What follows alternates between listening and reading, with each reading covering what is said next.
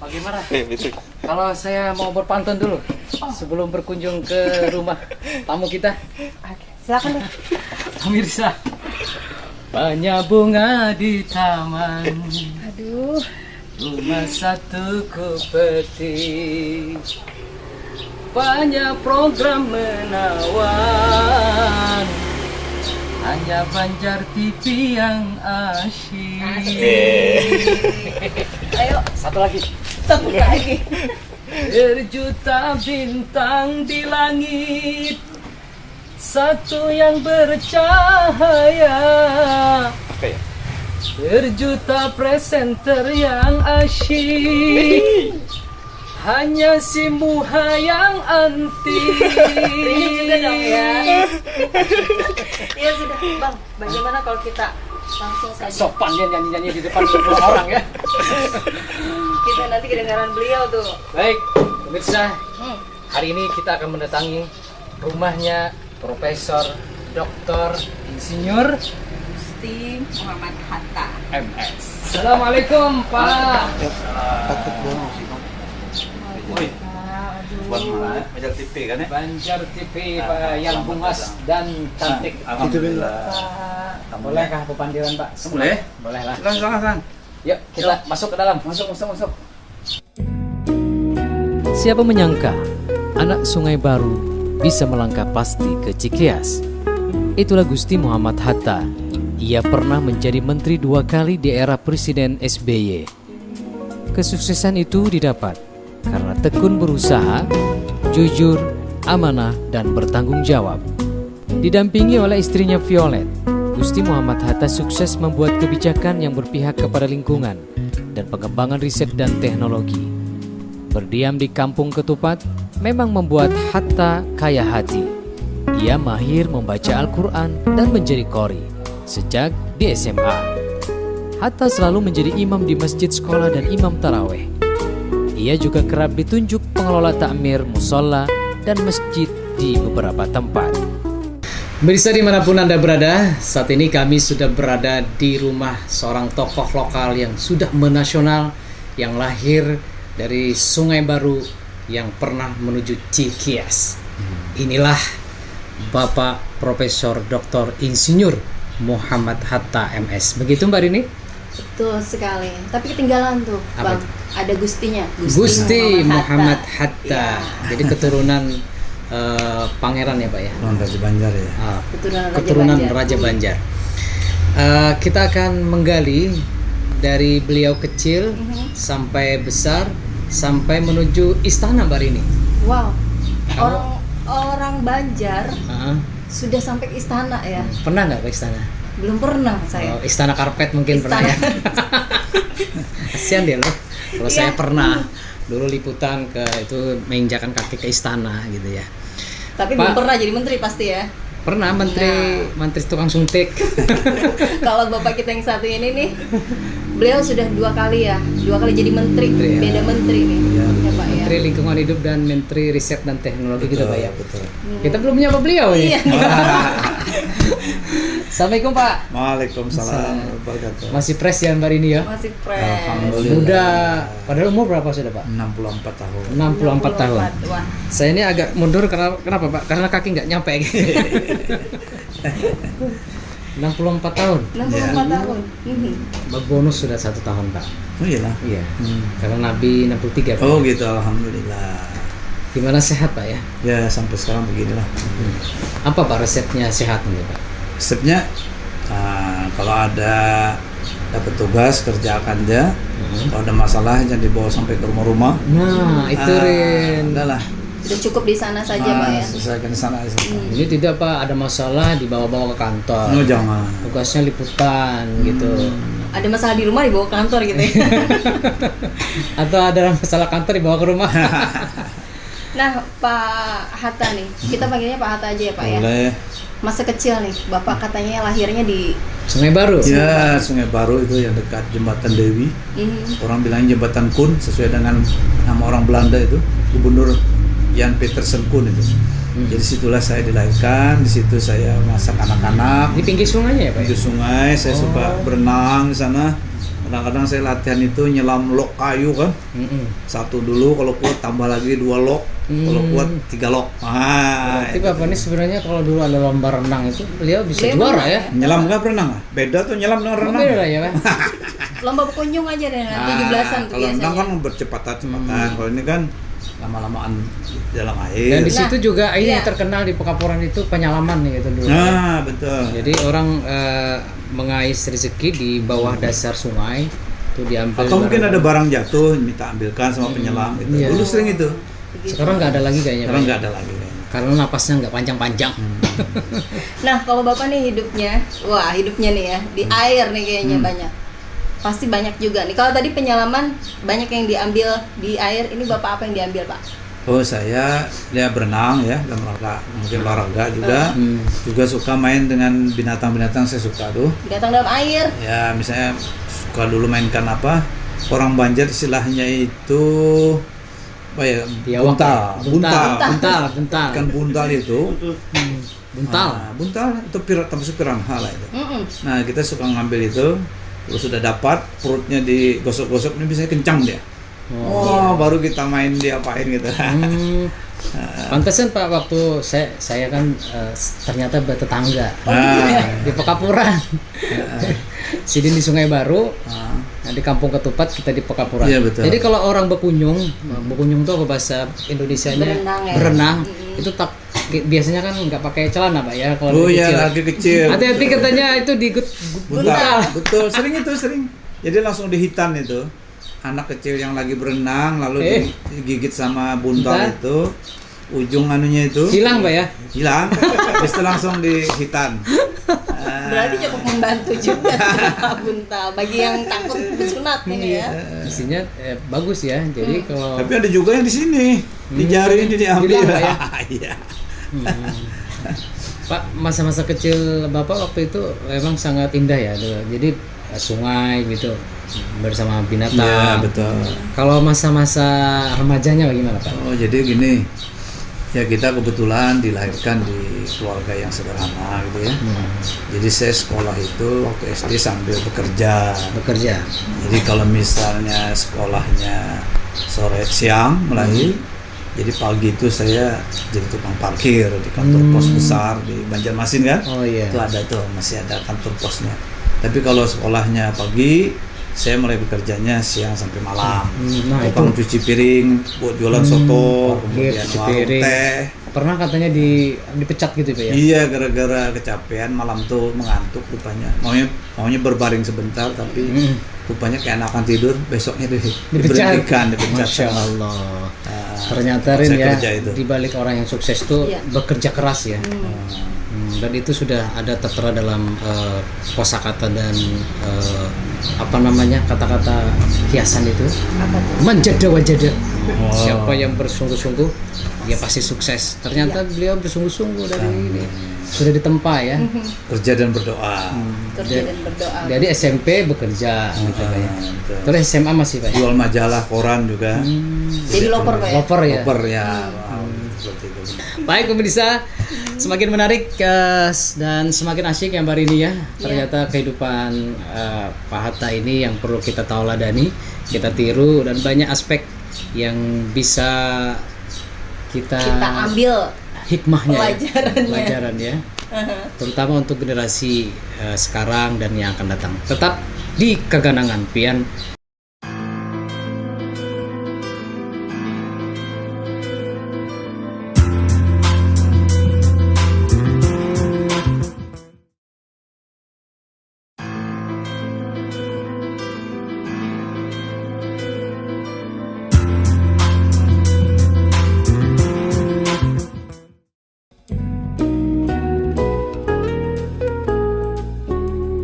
Hatta muda pernah menjadi tukang parkir dan buruh pabrik. Ia membantu orang tua sebagai penjual koran. Gigih dan pekerja keras telah menempa Hatta menjadi seorang pria yang siap mengarungi kehidupan. Hidupnya yang tak pernah lepas dari pengalaman agama membuat Muhammad Hatta diberikan anugerah terbesar, yakni menjadi orang penting di tingkat nasional. Sebuah kebanggaan bagi Banua memiliki aset berlian dan cerdas. Kesuksesan diraih ternyata karena sentuhan dan bimbingan sang kakak Gusti Muhammad Hatta. Violet, istri yang dinikahi tahun 1982, juga turut memberikan support luar biasa kepada Hatta. Kuncinya, Hatta tetap sederhana, dekat dengan masjid, dan selalu berterima kasih kepada Sang Maha Kuasa. Pemirsa Banjar TV dimanapun Anda berada, Anda masih bersama kami di program Kaganangan Pian. Kali ini kita mengangkat seorang tokoh yang lahir di Sungai Baru menuju Cekias. Siapa gerangan hari ini? Profesor Gusti Muhammad Hatta. Iya, Kali aja nggak ingat lagi. Nggak ingat lagi nanti saya. Ini sudah di samping kita ya. Pak Hatta, yang paling asik itu kan sebenarnya dunia mahasiswa ya. Oh betul. Penuh idealisme yang Betul. menggelora. Terus gimana waktu itu mengekspresikan? Jadi begini, saya bersyukur juga di saat lagi menjadi mahasiswa, saya aktif di kegiatan tambahan gitu ya, kegiatan mahasiswa apa segala itu. Ya. Di situ ternyata menambah wawasan saya, menambah jaringan saya, networking gitu. Karena kalau kita hanya menerima mata kuliah itu, kalau istilah sekarang ini ternyata istilahnya hard skill. Oh, ya. Sedangkan yang lainnya itu adalah soft skill, dan ternyata soft skill ini sangat membantu kita dalam rangka setelah kita selesai studi itu. Jadi misalnya kita punya jaringan di sana, kita dilatih mengorganisir suatu kegiatan, kemudian disuruh memimpin apa begitu macam-macam. Di situ ternyata kita akan mendapatkan wawasan dan pengalaman gitu. Iya. Jadi Itu kuncinya sama. memang networking. Dalam bahasa agama itu adalah silaturahim ya. Ya, Bagaimana membangun silaturahmi antar sesama. ya. Dan inilah yang banyak dilupakan orang, saudara-saudara. Betul. Ini Betul sekali. Dia suka sekali berceramah ya Pak. Iya. alhamdulillah. Pak, ini tadi menarik dari Unlam. Kemudian, nah biasanya kan mahasiswa nih Pak, Ya. ini jiwa muda. Ada nggak sih Pak ketertarikan sama cewek-cewek di Unlam gitu? Saya kira itu manusiawi. Manusiawi. Tapi karena saya ini begini, saya ini kan tahu ongkos saya sekolah kuliah itu kan, orang tua tuh mencari itu saya ngerti lah, susahnya bukan main. Jadi saya begitu nerima uang tuh biasanya saya terrenung dulu biasanya. Saya membayangkan orang tua tuh mencari uangnya seperti apa. Oleh karena itulah saya bertekad jangan menyanyiakan orang tua itu. Jadi saya harus belajar sungguh-sungguh, makanya waktu itu saya lebih konsentrasi belajar. Kalau soalnya tertarik sih ya manusiawi ya, tapi ditahan dulu lah.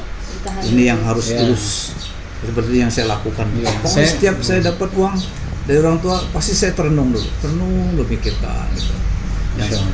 Luar biasa Mbak Rini ya. Dan ini pesan untuk mahasiswa-mahasiswa sekarang. Betul. Jadi kalau sudah dikasih duit itu jangan dihambur-hambur, apalagi tidak di store tidak dibayarkan SPP-nya. Nah, Kebanyakan seperti itu ya sekarang ya. Nah ini nih pesan Pak Hatta ini sangat. Bagaimana jadinya bangsa ini kalau mahasiswanya seperti ini, saudara-saudara? Ya, Mbak Rini ya. Nah Pak, kalau tadi kan kita nih udah kuliah ya Pak ya. Nah, katanya jodohnya ini kapan ya? Katanya Ketemu jodohnya itu kapan? Katanya Bang Muha, katanya tuh satu emangnya aku kampus. punya duit banyak, Bang Muha. Iya, daripada bang lain kan, Bang Toib. Bang Muha ini katanya Pak Hatta nih jodohnya ketemu di kampus juga. Iya. Ya betul. Kenapa di kampus? Karena ceweknya sedikit. Betul gitu ya Pak Hatta ya. Satu ya Pak ya. Jadi begini, saya ketemu istri saya itu pada saat saya survei ke Kota Waringin Timur Sampit. Kalau Sampit, Kayak Pak, PKL gitu ya Pak? Iya, bukan saya survei. Oh, saya survei.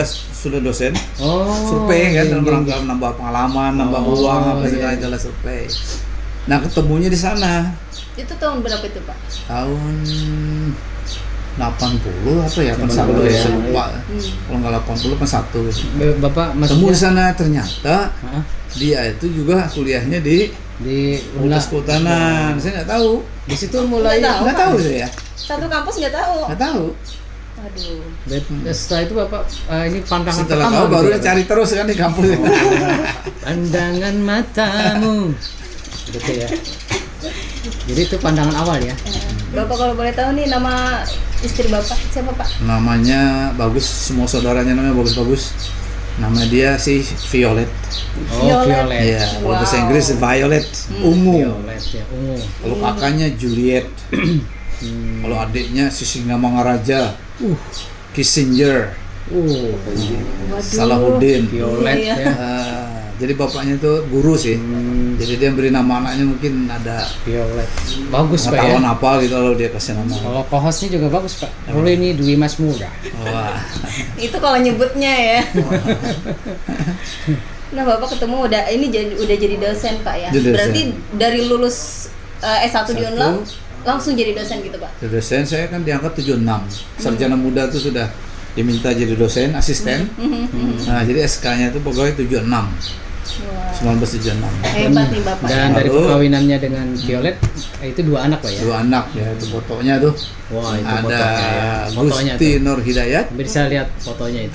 adiknya Gusti Nur Ramadhani. Laki-laki semua Pak ya. Satu sarjana teknik mesin, yang satu dokter Dokter. umum ya. Iya. Sudah kerja semua.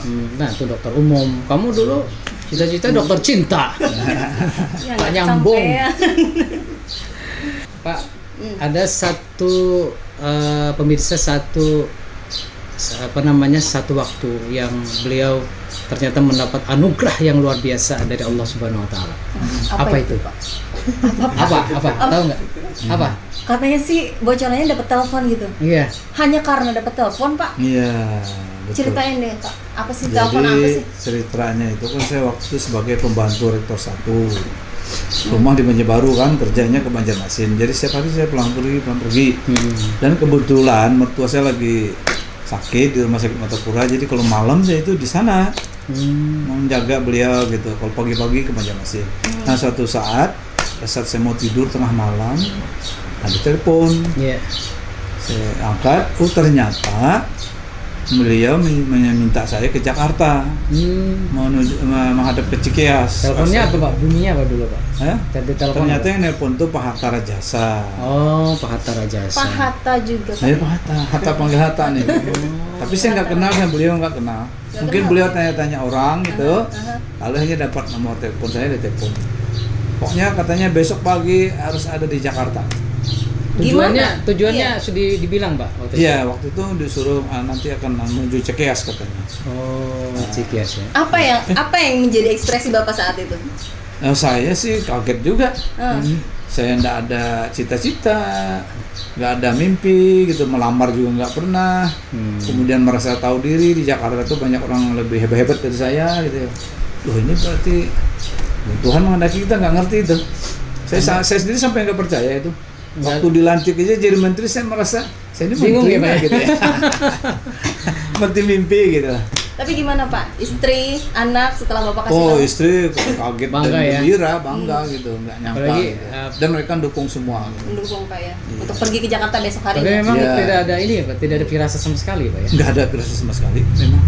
Atau mungkin dalam perjalanan hidup Bapak ada pernah mengamalkan apa gitu ya, sehingga anugerah itu kayak mujizat gitu loh. Nah, saya kira biasalah sebagai seorang Muslim kan kita harus melaksanakan ibadah yang sudah ditentukan gitu aja. Itu aja yang rutin Yang ya, Pak. penting ikhlas lah. Nah, itu aja mengerjakannya. Itu, tapi ternyata katanya resep dari perjalanan hidup Pak Hatta ini adalah petunjuk atau bimbingan dari kakaknya. Oh iya, betul. Gusti Gusti Mahfud ya. itu memang kakak saya yang banyak mewarnai hidup saya, itu beliau itu. Sejak Beliau- kapan Pak beliau? Sejak saya SMA sudah mulai beliau dibina beliau tuh. Misalnya dulu orang langka kursus bahasa Inggris, saya dikursuskan sama beliau bahasa Inggris. Oh iya gitu Itu ya. sebagai perhatiannya. Kemudian ikut kegiatan-kegiatan mahasiswa, padahal saya masih SMA, dilibatkan. Disitulah saya mulai mengenal jaringan apa Iya, segala networking tadi, Pak ya. networking itu. Sampai Bapak jadi menteri nih.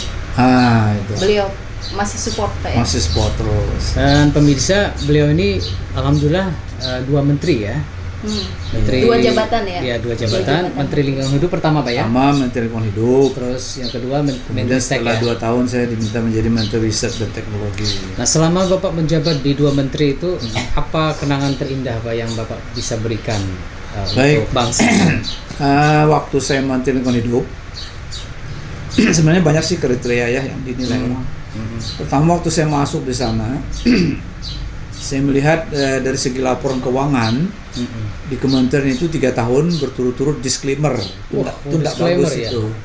Tidak bagus. Makanya saya sendiri nggak ngerti disclaimer itu apa. Hanya saya cari kenapa jadi disclaimer. Bagaimana supaya tidak disclaimer, apa yang harus dilakukan. Itu saya kerjakan terus akhirnya naik gitu. Sudah tidak disclaimer lagi. Kemudian di sana kalau orang urusan izin itu, setahu saya harus ke gedung sana tingkat berapa, gedung sana tingkat berapa, gedung sana tingkat berapa. Pecah ya, terpecah, repot orang. Saya minta dibikin satu tempat di bawah, semuanya harus beres itu. Jadi itu dapat penghargaan dari Menpan, dari Ombudsman, dari mana-mana itu. Dari segi pelayanan. Tapi saya sudah keluar dari LH. Sayangnya saya yang menyuruh seperti itu, tapi yang mendapat penghargaannya menteri yang selanjutnya.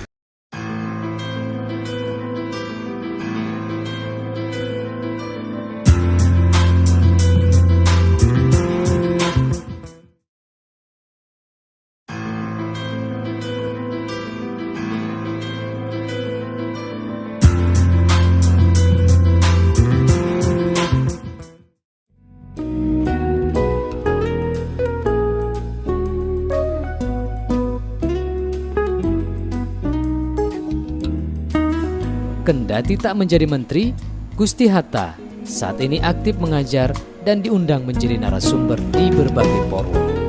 Beliau termasuk dalam keanggotaan Jarum Super alias jarang di rumah, suka pergi. Ini pemirsa Ibu Violet, sang pujaan hati, sang pujaan hati Bapak gitu pujaan ya. hati Bapak. Jadi boleh. Jangan berdiri. Karena kalau berdiri saya kelihatan, saya kelihatan tidak samanya Bu. Jadi lebih baik Ibu duduk saja. Ya. Anggap saja saya ini anak Ibu. Anak yang hilang. Aduh, Ibu ini baru ditampilkan sekarang nih ya Bapak. Tadi disembunyiin Bapak ini yang namanya Ibu Violet. Ternyata cantik ya. Tidak salah Ibu, Bapak memilih gitu. Bang Muha, Dosen mungkin dosen juga. dosen juga diundang juga Bu ya. Iya. Mungkin ada sedikit Bu kata-kata untuk Bapak ini sosoknya seperti apa sih? Nah, silakan Bu, apa adanya Bu.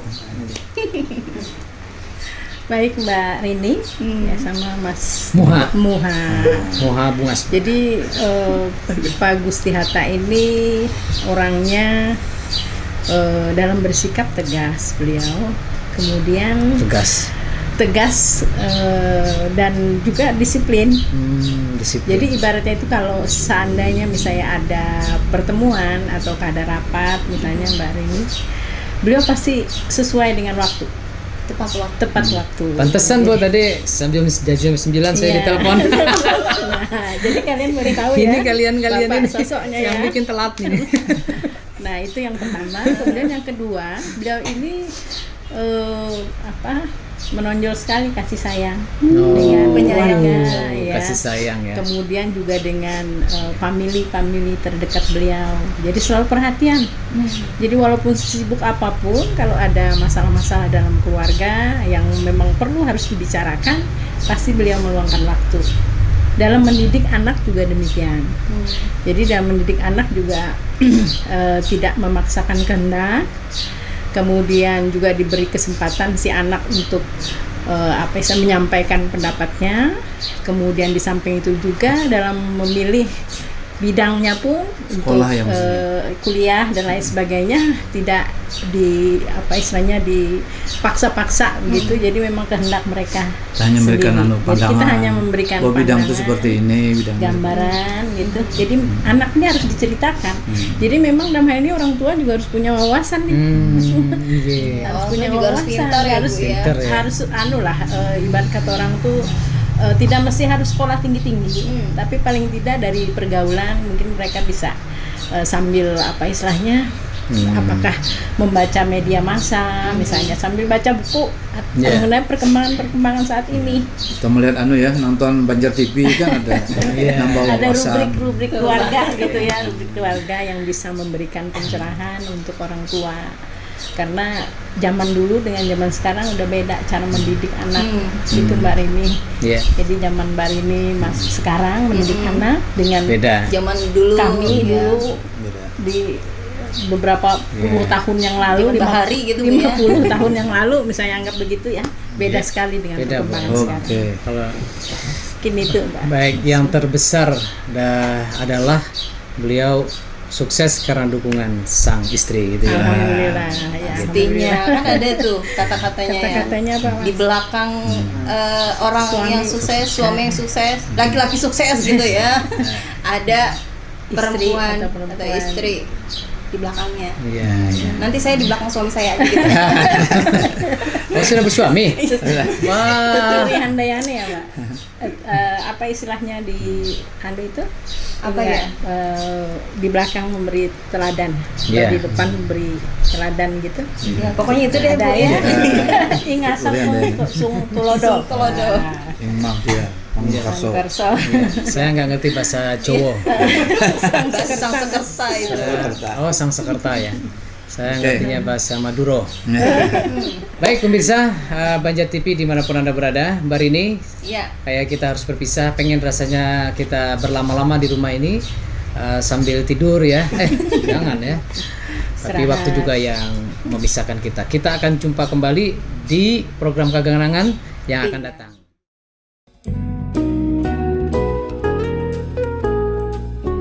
Semoga kita tetap keganangan dengan Pian, mengganang prestasi Pian, dan pemirsa dapat belajar serta mentauladani mutiara yang terpendam dalam kisah hidup sang anak Sungai Baru.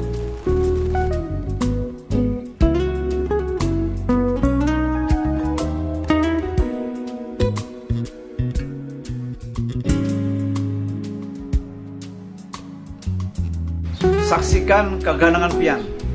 Ini satu-satunya yang ada acara ini di Banjar TV.